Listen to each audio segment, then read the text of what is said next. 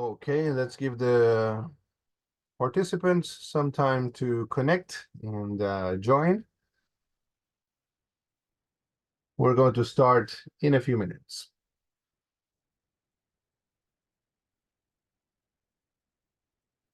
If you can confirm through the chat that you can see my screen and you can hear my voice, that'd be wonderful. Thank you.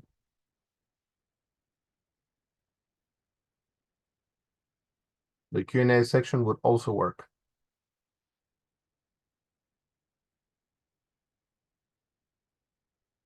Okay, perfect.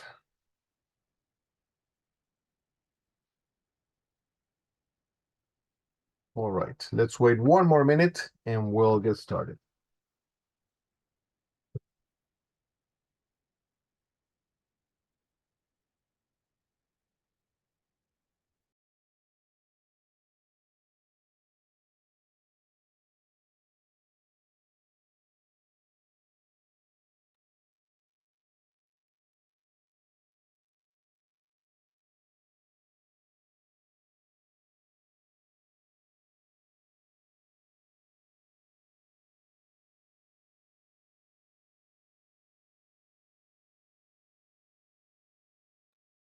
All right. Well, thanks for joining everyone. On today's webinar of what's new, we're going to see some of the main features that we have released in the last quarter. My name is Gabriel Sang. I'm product specialist here at Techdinamics, and well, we're going to have this review. Let's jump straight into the presentation. So these four features are the ones at the light spot on what we have released lately in TechSHIP. We have had many carrier releases. You might have noticed many new carriers available within TechSHIP. But we want to put special focus in these four. In the estimated rates report, how to restore deleted clients, also how to set up client standardized addresses. And for those shipping dangerous goods, we have made it much easier with a new section to specify dangerous goods elements for shipping and regulation type. So we're going to take some time to review each one of these. As part of the presentation right now, I'm going to give a brief idea of how these work, what they do, how these features work, and then we're going to jump into TechSHIP portal to actually see them in action, okay? So the first one that I like to review is the estimated dates report. Estimated rates report. Up to date, the reports you had access to were through the report section. And these were over actual orders that were processed or manifested, okay? So you needed an actual operational and live interaction with the order for you to get to any type of report. Now we have implemented the estimated rates report, which is really useful at the time of quoting your customers. Sometimes you might have a group of orders or a specific order that you need to quote to your customer, and you don't have other option than create the batch process, pull the report, or and then void or check the rates individually, especially if it's a batch. And now we have released this report, which allows you to import a batch or a single order, estimate the batch without any need to actually generate labels, so there's no risk of being charged while you do it. And this allows you to export every single possibility on the possible rates for the orders. So it's easy to use. It's really practical because you can handle it as a file. You can even slightly modify it and send it as the quote if you need it so. So this is a really helpful new feature. I'm going to show it to you later from a rate shopping batch. Okay, we're going to import an order, rate shop it with estimate, and then we're going to download the rates. Good. The other feature that we're going to review in this webinar is how to restore deleted clients. Depending on how you operate and how you handle your contracts with your clients, you might have intermittences with a specific client, someone that works for you for some time, then they suspend the service for whichever reason, and then they come back or they reactivate their operations with you. And many times, well, to clean up the environment a little bit, if you have too many clients, you would resort to delete the client. And if the customer returned, right, you have to create everything from scratch or use a template, right? Well, now TechSHIP supports restoring deleted clients. And that means in a simple click, just bring it back exactly the way it was before. So you could remove clients from the client list for whichever reason. Let's say, for example, a service interruption. The customer hasn't paid for some time. You remove it from the system, and then you want it back when they get up to date and everything is fine back again. So in that case, you don't need to do everything from scratch, or you don't need to clone from other clients or import things from a template and then tweak what you needed. You can just bring back the client from limbo, let's call it, okay? It's a really simple process, and it also includes the billing accounts under them as well, okay? So this is one thing that we're going to review shortly as well. The other feature, this is going to take us just a few minutes when we review it, is client standardized addresses, okay? The same way that you have items, OMR, and other elements specific for the client, we now support using addresses for this that could be used as induction, label, or return addresses, okay?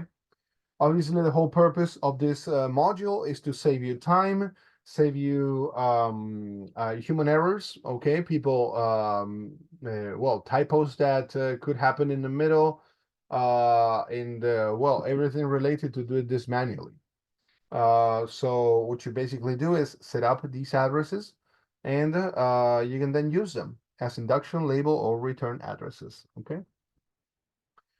And finally, we have implemented this module at an item level so you can specify dangerous goods and regulation type elements. This is a huge step forward, especially for cases when the WMS you're using does not have the fields available for this type of operation, okay? And if possible, the way to set it up in the WMS is too troublesome. So over here in TechSHIP, what you can now do is set up your items and define if these are dangerous goods and complete everything that is needed or might be needed for it to be properly reported. This information is going to be used by TechSHIP based on what you complete. So the only thing you have to worry about once this is set up, it's basically a one-time setup, is that the SKUs are properly coming from the WMS, even with the basic information. With the code and the description, it will do. And you don't need to fill this out 100,000 times or risk that is not properly completed if it's coming from an external source or if it's being completed at the WMS. You would define these once and use them for as long as you need, okay? So let's do it. Let's jump into the TechSHIP portal and see this in action, okay? So we're going to start with the estimation reports. What I'm going to do right now is import a batch over here. We're going to rate shop it. Okay, we're going to do fast import. Let's give it a while to bring it in and to load. Okay. So over here, let's say, for example, that I have this, I need to provide quotes for these shipments. All right. The classic way to approach this would be to, well, select everything that you need to estimate, press the estimate button. Let's give it a little bit of time for it to reach the carriers and get the rates. Let's give it a moment. And typically, while it estimates and gets the quotes, what you'd end up doing is you would end up in a manual process, a recurrent process, where you would go one by one, editing the order, go into the rates tab, checking the rates, taking notes of that, somehow complete anything external to it, and then repeat the process for each one of the orders you have. Okay. While in this case, what you can do is just do it in one shot for every single order and every single possible service, allowing you to have a file that would allow you easy access to it, and at the same time, obviously, apply filters and other elements that might be of use. Okay, good. So we have it. Estimated now. Okay. Some of the orders are international, as you can see, international first class, international priority, some UPS standard, FedEx Courier Ground. Let's go with this one. Okay. So again, typically the base scenario would be to edit, go into rates, taking some notes over here. Oh, okay, I got some from USPS, quotes from FedEx, UPS, in this case, even LTL. All right.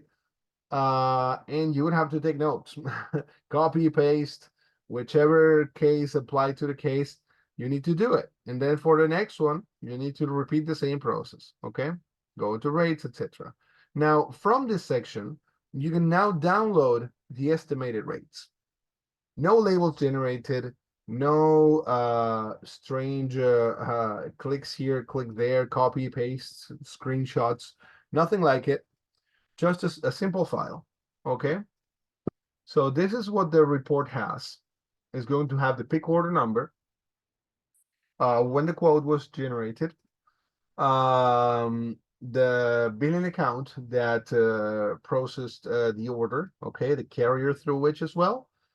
You got the service, and then you have all the details, okay? Base amount, before tax amount, the total amount, fuel surcharge if it applies to the case, markup if it applies to the case as well, all surcharges and the total, and if this result won or not in the rate shopping. Now, over here, what you could do is say, well, let's filter by pick order number, right? Or let's filter by a one, yes or no, right?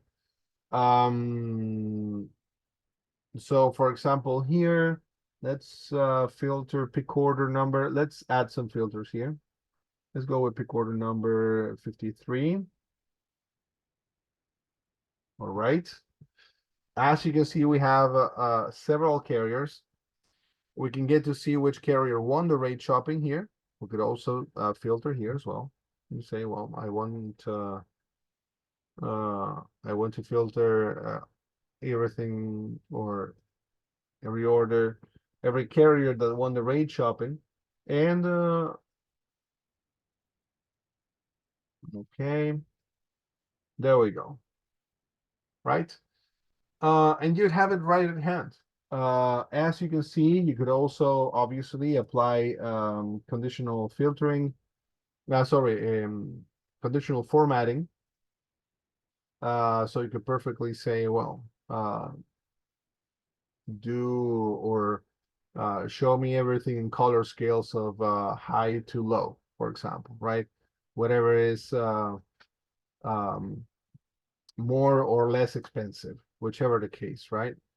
But again, it's really up to you on how you want to handle this. And the good news about this is that you didn't have to generate a label at all. It doesn't matter how big the batch is. You can import a big batch, you can import an individual order if you need so. But again, you have it right there. So maybe in the case of providing this to a client, you might remove a couple of columns over here that might not make sense for the client at all. But you would have your report, something simple and ready to be sent to your customer. Okay, something like this, right? Okay, you can just pick from any of these, and we'll go with whatever you choose. So this is the estimated rates report. Needless to say, if you have any questions or comments, you can post your questions or or comments at the Q&A section that we will address at the end of the session. Okay, so as simple as that. You bring an order in, you press estimate, download estimated rates. This is going to generate the file which has all this information. Now, how to restore clients. Let's go to maintenance clients, okay? Again, keeping a clean environment when it comes to clients sometimes is a challenge. It depends on how many clients you have and how many of these are active. But again, it could be quite troublesome to maintain a large structure of clients, and especially these clients that come and go. So this is super useful done this way. As you might see now, besides the add button for you to add a new client, there's an active or all switch. And as you can see, when I move it from active to all, I'm going to see some strike through client names. Bob's Gidget Jobs, Gold Enterprises X, Goodbye, John Dock Enterprises, NTG, Test, okay? So as you delete the clients, let's say that we want to delete Oasis Clothing, all right? So what I'm going to do right now, I'm going to delete this. I'm going to say yes, I'm sure, and it's gone. And if I click inactive, now Oasis Clothing is going to be there. The way to bring this client back to operation is just as simple as clicking restore. When you click restore, you have to confirm the action, and the client comes back from limbo, okay? No changes are done in the setup, so you can freeze your setup basically as you delete the client. And when you bring it back, it's going to be the exact same thing as if it was before. You need to be a portal administrator for this, so know that not every user will have access to this feature. And if you don't, make sure that you reach your techSHIP CSM to request our implementations team to update your permissions, okay? Well, as simple as this as well. And the other element that is new here in the client section is addresses, okay? So I'm just going to show you briefly how this looks and works. Under the client, you might have specific addresses that are useful for that client only. Say, for example, a return address if they have an RMA center, or an induction address if they have a special induction that they want to show in the labels, right? So over here, when you create an address under a client, you need to define, first of all, the type. If it's an induction address, a label, or for use labels, or an actual return address, okay? This will help you classify these elements over here. You'll have a display name to provide, okay? So let's say, for example, there's going to be return, and it's going to be Techdinamics RMA Center. That's how we're going to show it in the system, right? We're going to put name and company. In this case, same thing. In this case, we're just going to add a random address.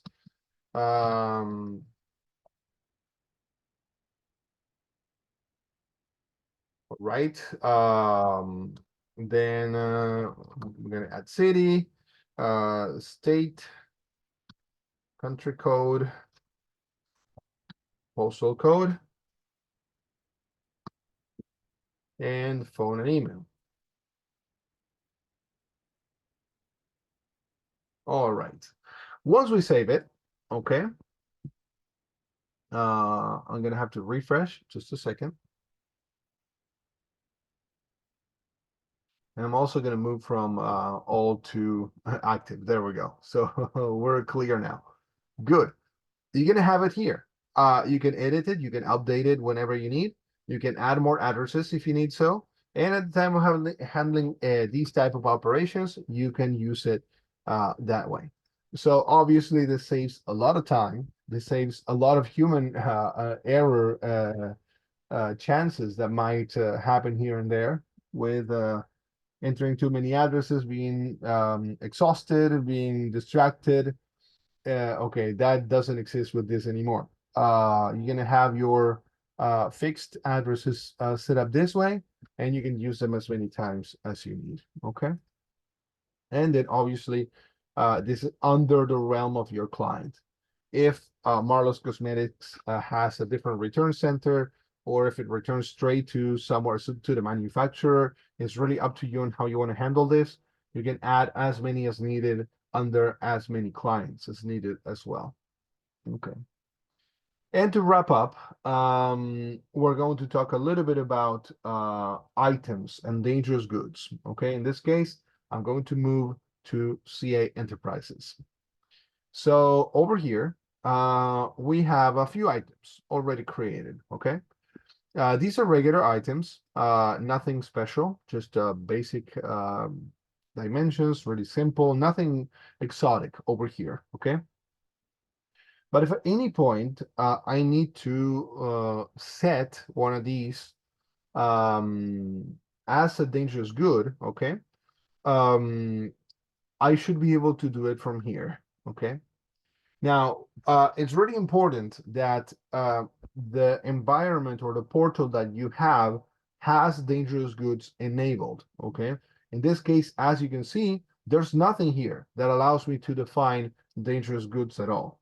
I have basic as for the generic information of this queue, and I might have, depending on the carrier, some fields for dangerous goods, but carrier applicable only. In this case, for example, I have DHL, for which I can choose the type of dangerous goods, the section, etc. Okay, I would only apply to FedEx, and same case with to DHL, and same case with FedEx. All right. Now, what if I'm not shipping via FedEx and DHL? What if I'm shipping via any other carrier that supports dangerous goods? For example, UPS. Okay. So in that case, once you have the module enabled, I'm going to show you a portal where it does have it. Let me zoom in a little bit. There we go. It's going to look a little bit different. Okay. Within this section, let me open this one so we can I can show it the comparison between one and the other. Okay, let's go to items. Okay, so if you compare one to the other, you'll see that under basic, a regular portal has DHL and FedEx because, well, if it's specific, you go that way. And you could obviously define it this way, okay, for these carriers. But for other carriers, you can just use this new dangerous goods section, okay? The good news about this is that for carriers that do have a specific, really detailed structure on how they want things defined, or if you're rate shopping, okay? Say, for example, that you ship dangerous goods, but you're rate shopping across FedEx, DHL, and UPS, right? You can still define everything the way the carrier wants it, and rate shop without any, let's say, obstacles in the middle that one might require one thing, but the other might not. If you have these sections properly filled out, you'd be good to go, okay? So this dangerous goods section allows me to state, besides the basic elements, that I'm shipping dangerous goods for any other carrier that supports it. Once you check this box, TechSHIP will consider this SKU as a dangerous good. And if you click in add item, it's going to let you know, it's going to let you define how you're going to report this SKU to the carrier as a dangerous good. Okay, so in this case, let's just fill some of the fields over here. Let's say 1.1, packing group 1, proper shipping name, I don't know, batteries, quantity 1, UOM, etc., etc. So you can define all these elements, okay? Authorization over here, transportation mode if it's gonna be ground, aircraft, etc. Subclasses, you can take it down to detail. Besides the other scenarios of the carriers requesting specific information under their structure. Okay. So this is one part of the puzzle, or one piece of the puzzle of shipping dangerous goods, which makes it much more flexible, okay, and generic to any other carrier that might have these elements. In this case, well, we're not talking about, these are batteries, right? But well, let's just let's do alcohol. Okay, so fluid ounces, this is net reportable quantity.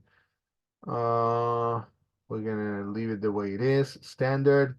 As you can see, you have the label text options as well. If you want to append things, if you want to override what's in the basic label, say we're shipping ground. And once it's ready, you save it. And then for the other options, you can perfectly choose and report under their structure, okay? For example, let's say here, consumer goods, et cetera, the net weight, UOM. In this case, I would have to fill it out as fluid ounces, et cetera, okay? But doing this, you can make sure that the items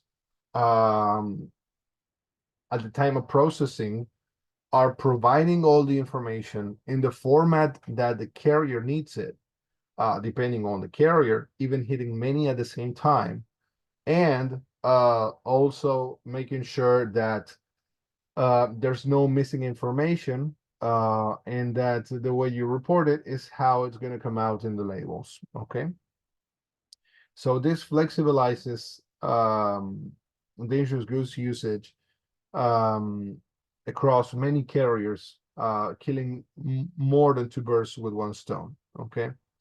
Again, one thing I want to point out is that this section is not the only one involved in dangerous goods shipping.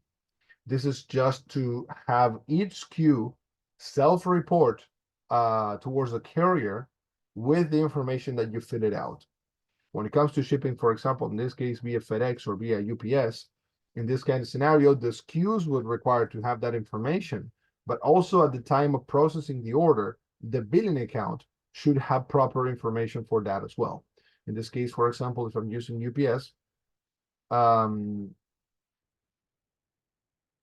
okay, I have to determine here at the billing account section that I'm shipping dangerous goods, enable it, detail, for example, lightly regulated, and define all this information as general information. But setting this up properly and setting it up at the item level is going to cover both sides related to dangerous goods. Because even if you do it here, okay, maybe if I say hazmat classification 2 and then transporting it ground is going to be, let's say, Canada to Canada or Canada to US. If I'm exporting, let's say to here as well, and then I complete all these elements, fine. I'm going to be reporting the shipment as dangerous goods, sorry. But each item might not have the necessary information individually to be properly reported to the carrier for clearance and for safety purposes. So in this case, this would be the account information general to every order shipped through this billing account profile. And then the order is going to also self-report based on the SKUs that are within it. Okay. So these are the features that we wanted to share with you in this webinar, shorter than usual. If you have any questions, I'm going to open a few seconds, maybe 30 seconds, 1 minute, for you to ask any at the Q&A section. And if not, we're grateful that you took some time today to share some time and take some time to review these new features with us. So go forward if you have any questions in the chat, and if not, we'll be wrapping up the session in 1 minute. While you provide these, if any, I just wanted to point out that in this section, in the update section, note that you have all the latest updates that we have published. Okay, uh, these could be carriers, these could be this type of feature, and all of these have information on the feature, the carrier, the WMS system, whatever we have implemented and released. You'll have it here, and always link to a support article showing you how to do so. In this case, for example, I guess I have to open this in incognito mode, just a second. Otherwise, there we go. You'll see it that way. And you can scroll down and back to everything that we have. Okay, so for example, speaking of the estimated report, estimated rates reports that we just saw, you'll have an article here with, well, the details, what it does, and an article with the steps into how to use the feature. All right. Well, we don't have any additional questions, so thank you for joining us today. We hope that you can make the best out of these new features, and we'll have another webinar like these by the end of the year, most likely. Make sure that if you're missing any of these, or if you want to implement any of these and you don't have the permissions, you reach your CSM, they're going to give you a hand into getting everything running and set up. Have a great day, and we're going to have a recording available at our website. Bye-bye.